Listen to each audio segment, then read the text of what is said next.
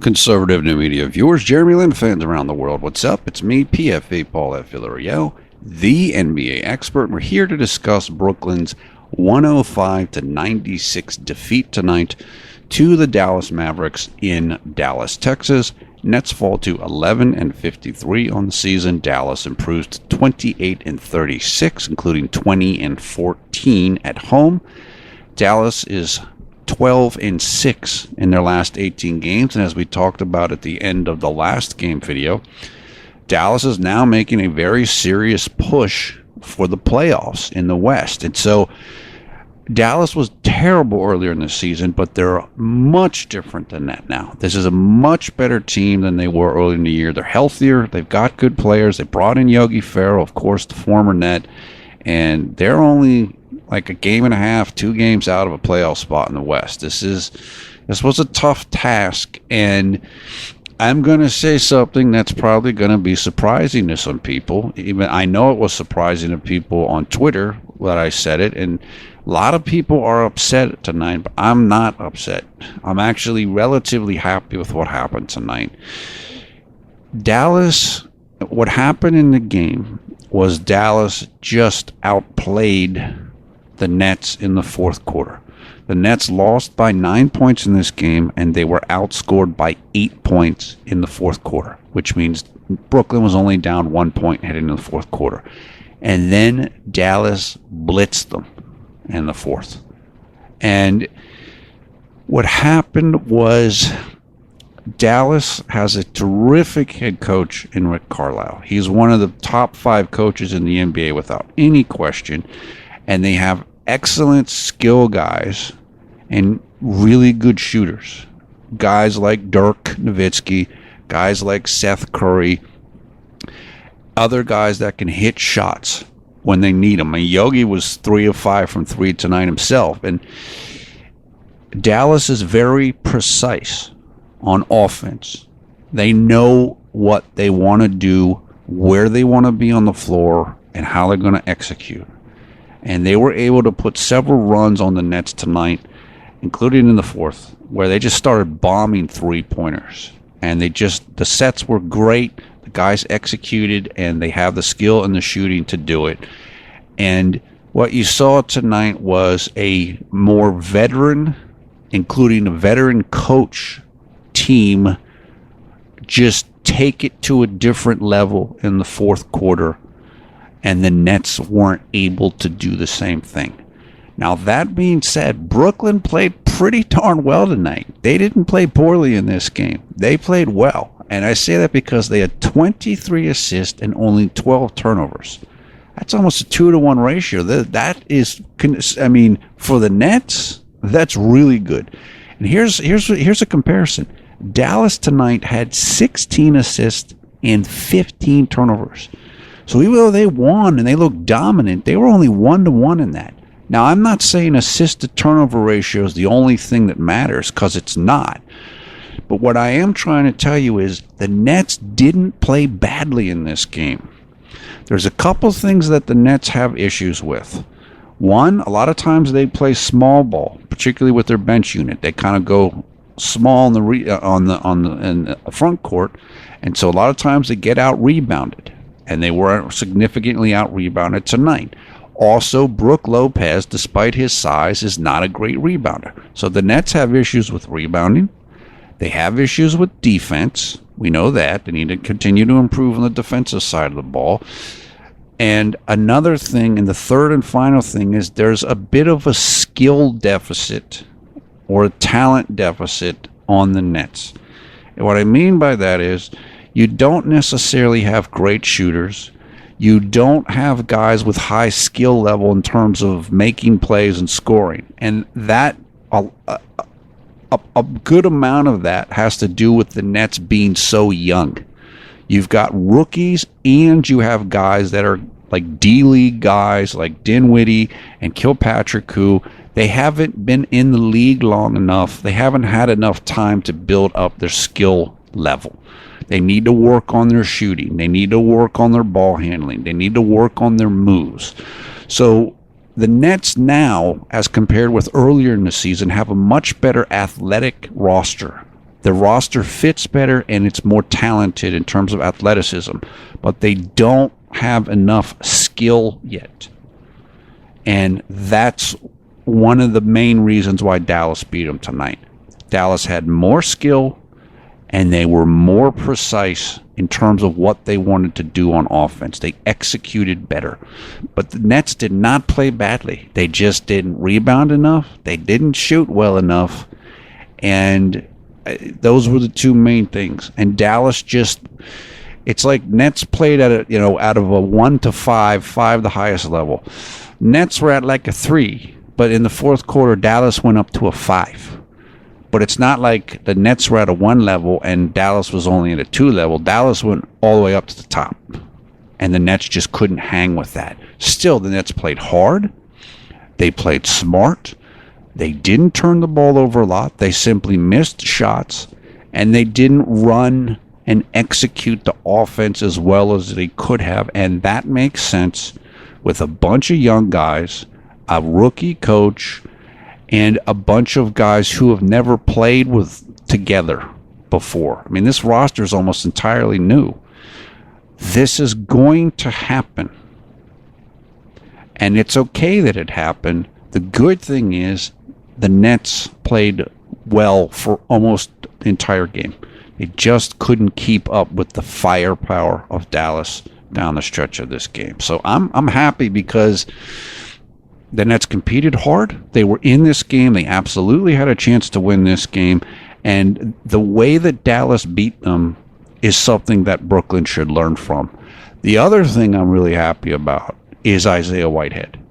What is starting to happen now with Whitehead, and Ian Eagle, the Nets announcer, mentioned this during the broadcast.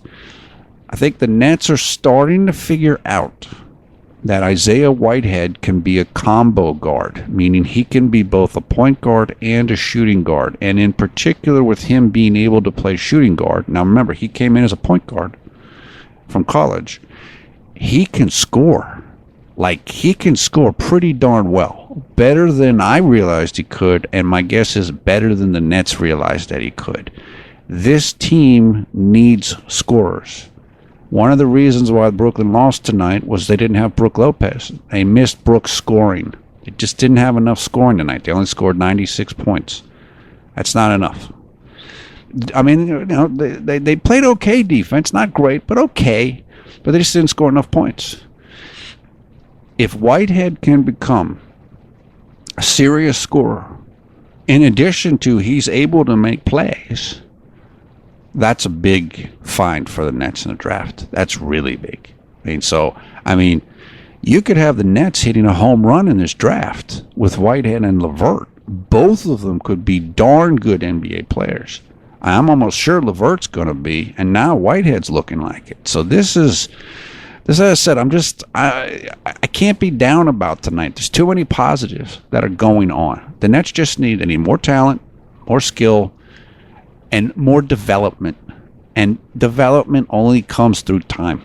You just can't take a bunch of rookies and guys out of the D-League and expect that it's all going to happen at first. It's not. It's just not realistic. That's why I'm not mad. Like I said, if the Nets played at a level 1 or level 0, then I'd be upset. But they didn't. Dallas just played at level 5, and the Nets were stuck at level 3. But it's not the same thing as playing at level 1. They played well, just Dallas played better. Jeremy, I haven't even mentioned Jeremy yet. That's, 9 minutes into this video, probably a lot of people are like, what are you doing? JLin. Oh, by the way, let me say Isaiah Whitehead, 24 points in this game, 8 of 12 shooting. He played terrific. I'm just getting more and more excited about him by the moment. Trevor Booker, 15.7 rebounds. Quincy Acey, 12 points, 4 rebounds. And Quincy Acey can really shoot the heck out of the 3. This guy's shooting, he hasn't taken a lot of attempts, but he's shooting over 50% in his time with the Nets. That is fantastic. And it just shows you, Acey's not particularly tall, but he's big and he's bulky and he can guard centers. And I think the Nets hit a home run with him as well, as just like LeVert and Whitehead are looking like that. JLin. So those are the 4 players are in double figures tonight for the Nets, and I just mentioned the other 3 of them. Jeremy was the 4th. JLin, 18 points, 5 rebounds, 3 assists. Played 27 minutes, shot 4 of 9 from the field, including 1 of 3 from three-point range, 9 of 10 from the free throw line, 2 steals, no block shots, 2 turnovers, 3 personal fouls. Plus minus was a -9. So Jeremy's minute restriction has gone up. This was the first game in his return. This is the 8th game since he came back from the injury, and it's the first one in which he's played more than 25 minutes in a game. And he would have played even more, except coach took him out at the end of the game because the game was a blowout and it was over. Jeremy, his three-point shooting after tonight is at 40% for the season, which is fantastic. The 2 turnovers, I'll go over that in a second. I'll do a little quarter by quarter, just the notes that I made on the game. One of them was not his fault. I know that. And I can't remember the other one right now, but I'll look at it in a moment. Jeremy played well. He played controlled. He got to the free throw line. Look, he had more free throw attempts than he had field goal attempts. That's really good. If you can score 18 points on 9 shots, you're rocking. I thought Jeremy looked fantastic. He did have some troubles at times guarding Yogi Ferrell, but if Jeremy has trouble with any types of guys, it's the super quick small guards, and that's exactly what Yogi is. Still, Jeremy had a number of good defensive plays in this game, very good, including against Yogi. He got a really tough call in one situation where it looked like he forced a shot clock violation on Dallas with Yogi going to the basket, and they called it a foul, which I just didn't understand that. But even though his assisted turnover is only 1.5 to 1, I thought he played great tonight. I thought he played great, including the turnovers. So Jeremy is moving up, up, up. He's coming back. He's playing well. He's getting more minutes. I know there's a lot of people that are upset and felt like Jeremy should have gotten the ball more and he should have played more. Remember, he's only been back 8 games, and he's missed so much time this year. He's not at full strength yet. His legs aren't there yet.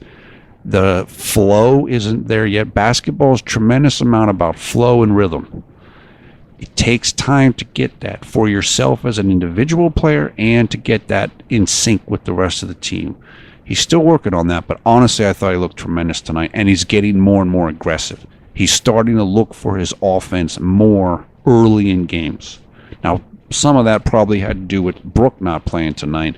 Still, you can see Jeremy's gaining in confidence, and I would imagine that his ability to shoot the three-point shot is helping him get even more confidence, so you can look for more offense to come.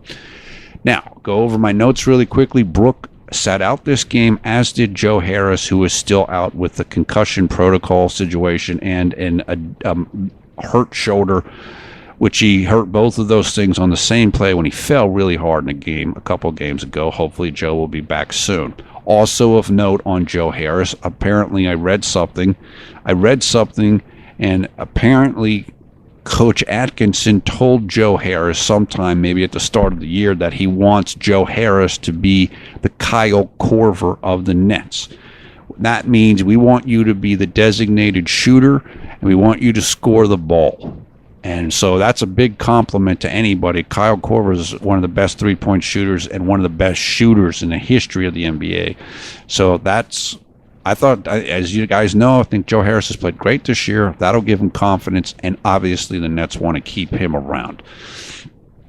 Justin Hamilton returned tonight, which was good with Brook being out. Justin Hamilton has been out for several games due to illness. Okay? Now, I mentioned, I have in my notes here, Jeremy, good offensive flow early. So as I said, he doesn't have his full rhythm back yet, but he is getting more aggressive, and he is starting to find his rhythm as he continues to work back from the injury. And if you've hurt something, the same area of your body 3 times in one season, you're going to be kind of paranoid about it. And now it looks like Jeremy's starting to forget about the leg injury and the hamstring. And so that's really good to see. That's part of the recovery process. Okay. Then I made the note that Jeremy is playing 7-minute quarters, which means he's obviously, again, expanding beyond the 25-minute limit. Now we're getting into the 30-minute limit. Jeremy nobody on the Nets is averaging more than 30 minutes this season. However, I think a good amount for Jeremy would be somewhere between like 32 and 35. So he probably has, after this, at least one more level to get to, which would be the 35-minute level. And then maybe there's one level beyond that where you might not want to play him more than 35 minutes in a game, but just so you know his body can take it without getting re-injured, like in an overtime game, or you just need him a lot and he plays like 40 minutes. So I would say after he gets comfy in the 30-minute limit, I think there's 2 more levels beyond that, and then he should be hopefully fully recovered and confident in his hamstring. Now, Ian Eagle said during the broadcast in the second quarter, I think, that the Nets are experimenting still with lineups and roles, meaning, hey, is this guy good at the bench? Is he good as a starter? Is he good at this position? Is he good at that position? And what Eagle mentioned specifically was what I said a couple of minutes ago, which is Isaiah Whitehead might be good as a combo guard. And Eagle didn't say this, but I'll say it, and I did say it. That basically means looks like Isaiah Whitehead is a scorer. And like I said, that is huge. That is huge, and that can help out tremendously, because then he becomes like Jeremy. Then you got a guy who can pass the ball and score the ball, and you need scoring. Now, I'm not saying Isaiah can pass the ball like Jeremy can, but you have somebody with both skill sets and can also handle the ball. Then you start getting more towards that Golden State Warriors model, where you have many players on the court who can dribble, score, shoot, and pass. If Isaiah is in that category, and it looks like he is, that's huge for the Nets going forward. Okay. Then Andrew Nicholson came in. He got some run in this game. He hit a three-pointer, and I think he missed a three-pointer, but when he was acquired, Sean Marks, the GM, said Andrew Nicholson is a good system fit for us, meaning he fits with the offense we run, in particular, and also maybe the defense. And it looked like it tonight. Athletic, but he can shoot the three. So this is another, end of the roster, late in the season acquisition that might pay off, just like Quincy AC has. And hopefully that's the case. Okay? Then I put that Brooklyn's second unit doesn't have their identity yet. Now, the identity that it is becoming is they play small ball. They go small, like with AC or Nicholson. They're athletic now, though they weren't athletic earlier in the year when they were running out guys like Foy and Luis Scola, but they're no more athletic now. They don't have a designated hierarchy yet, meaning this guy's the scorer, this guy's going to do this guy's going to do that. And it's mostly young guys and cast-off, so you don't expect them to have that identity yet, although it is coming. Now you see Isaiah Whitehead, scorer, Spencer Dinwiddie, distributor and shooter, and so forth. It's coming, but it's, as I mentioned, Dallas knew and knows exactly what they're doing and who's going to do it. And Brooklyn doesn't have that yet. They don't have that in the first unit completely, and they definitely don't have it in the second unit, and that's hurting them a little bit right now. Although Brooklyn's bench did tremendous tonight. I mean, they're right up there at the top of the league, I would imagine, in terms of points scored by the bench. I mean, their bench gets it done. They need to be a little tighter and more on a string and execute better, and they're just not there yet. And what I mean by that is in terms of like shot selection, who should shoot, who shouldn't shoot. Maybe we need a couple fewer Trevor Booker three-point attempts and so forth. They don't have that yet, but they're getting there. Okay. Let's see. Made that. Yeah, Lin, I put in a note, Lin making good decisions, offensive decisions with skill. What's great with Lin is, and somebody said this on Twitter, is he is more confident and he is better than he's ever been because of the shooting. So even though he's not at full speed yet and he's not at full rhythm yet, in terms of how many games he's played this year and just returning from the injuries, you can tell with how he's playing that his confidence is so high. And so it's only going to get better because now he knows what he can do, and he individually knows what he wants to do and how he wants to do it. He's in that zone now, and it's only going to get more and more. So just Jeremy looks tremendous. And again, this is only the beginning of where he's going to get to. As I've said before, there's still other things for Jeremy to work on, but let's assume that the shot and the shooting form is in pretty good shape. I've said this before, and I'll say it again. If I was him, the thing I would work on this summer, as long as you're confident with your shooting, and of course you're going to keep working on your shooting, is work on your ball handling. He gets his ball handling to another 1 or 2 levels up. Offensively, he's going to be complete, basically. Yeah, he can work on one-on-one moves and runners, floaters. He does need a little bit of work on the runners and floaters. Once he can handle the ball a little bit better, he will be a total point guard and combo guard with no weaknesses on offense that can do whatever he wants. And I'm very confident he's going to get there, and I can't wait till he gets there. And he's well on his way, and it's just great to see. Like I said, his decisiveness and good feeling about his skill level and his offense is like just climbing by leaps and bounds, and you can see it, and it's just great to watch.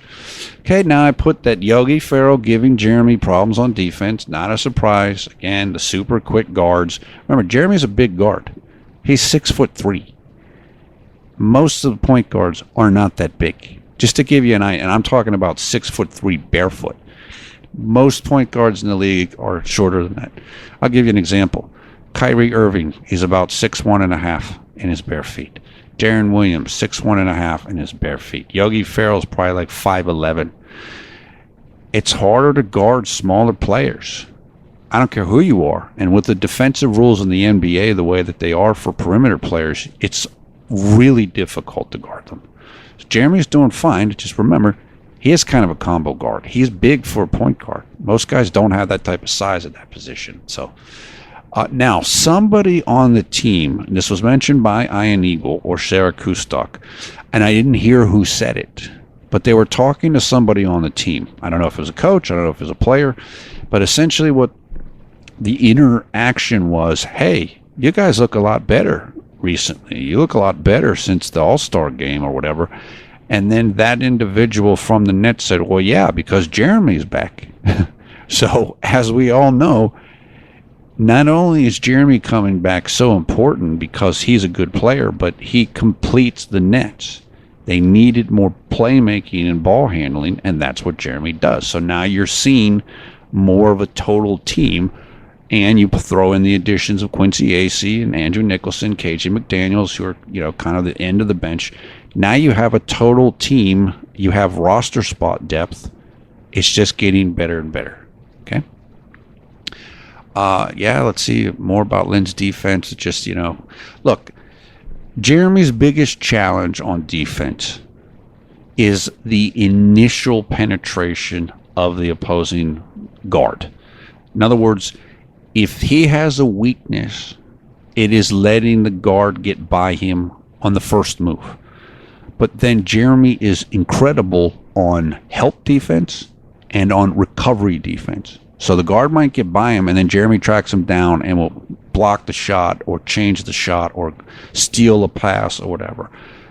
Jeremy's one weakness, and when you hear about people talking about he's such a bad defender, it's because he gets beat sometimes on the initial move and on the initial penetration. It is something to work on, but like I said, Jeremy's much bigger than most of these players, and it's just, that's the way it is. Steve Nash didn't have great perimeter defense. A lot of guys have it. Kyrie Irving has terrible perimeter defense. Okay? He is not a perfect player. There are no perfect players. But still, overall, Jeremy plays good defense. And that's borne out in the statistics. Okay? Now I made the point, and it says Rondae Hollis-Jefferson's low skill level hurts the offense. So the starters tonight struggled, except for Jeremy and Quincy Acey. Rondae Hollis-Jefferson, 4 points on 2 of 5 shooting. Karis LeVert, 2 points on 1 of 5 shooting. Randy Foye, 0 points on 0 of 6 shooting. Randy Foye has a pretty high skill level. However, he's 34 years old or whatever. He's not super athletic anymore. And essentially, Randy is a shooter. So sometimes he's not going to have it. Rondae Hollis-Jefferson, incredible athlete, not really skilled. He needs to work on his shooting and stuff like this. Karis LeVert, incredible potential, pretty good skill level, but he's a rookie. His skill level is not going to be at the same level as somebody like Seth Curry, who, even though he's bounced around the league, he's a veteran now. He's a Curry, which means he has his brother and his dad to teach him about shooting, which they clearly have, and he's got a higher skill level. So sometimes athletes beat non-athletes, but sometimes skill level beats non-skill level. And I think that's more of what happened in tonight's game. Now it also has some good athletes and they have good size, but the skill and the execution beat the lower skill and lower execution. Okay, and Rondae's got to keep working on that. He knows that. But part of what you get when you play and start rookies or young players is you get a low skill level and you get missed shots and stuff, and that's what happened. And as I've said numerous times tonight, I made the note, this is about what Dallas did, not what Brooklyn didn't do. Brooklyn played fine, Dallas just played great, and that's what happened in this game. Then was the play where Jeremy was called for a foul against Yogi Ferrell, which I thought was a ridiculous call. Jeremy was really unhappy with the call. And look, Jeremy still has work to do getting full referee respect. It's really frustrating to watch. On the other hand, he did get 10 free throw attempts tonight, so it's not like he got no love from the referees, but he still isn't getting the level of calls that you would expect from a player as good as Jeremy is. I do think that will get better. As Jeremy continues to settle in at a higher level as a player, I think he will get more calls. That's usually how it works in the NBA. It's just frustrating to see that the referees haven't caught up with Jeremy's ability level. Jeremy's at a higher level, and the referees aren't giving him calls like that yet, and it's pretty annoying to watch. Okay, oh yeah, the second turnover that Jeremy had, and I don't remember the first one right now. Maybe it was, let me look actually, because I didn't think either one of them were very bad.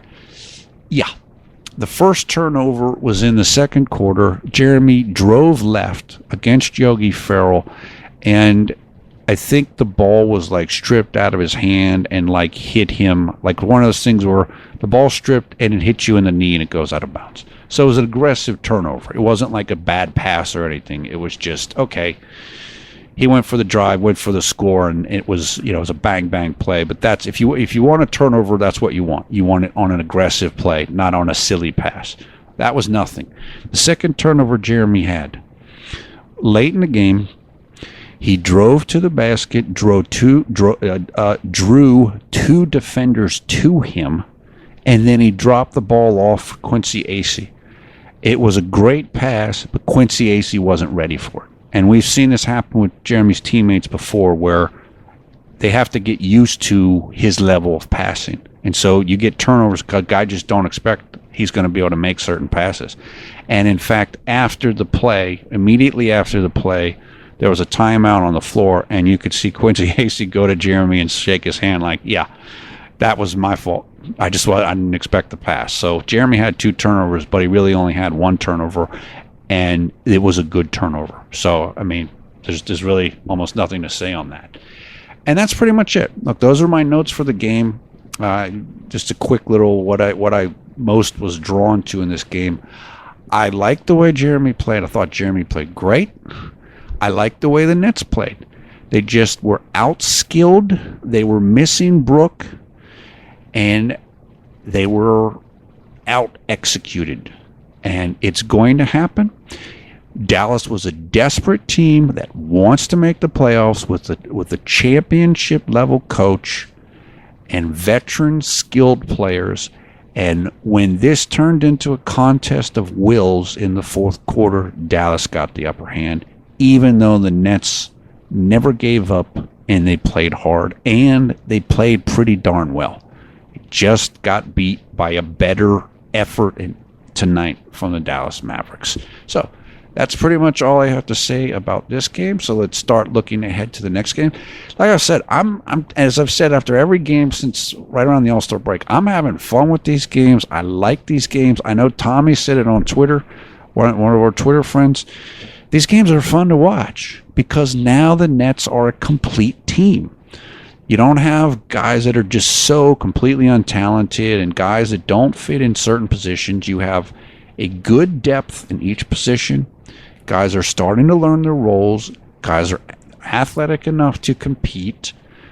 And there's something real there. You're watching a real team now instead of the team that was getting destroyed over and over again at the start of the year. This is fun. Even when they're not winning, it's still pretty fun because they're putting out a real performance there. And it's good to see, and I'm happy for everybody involved. Okay?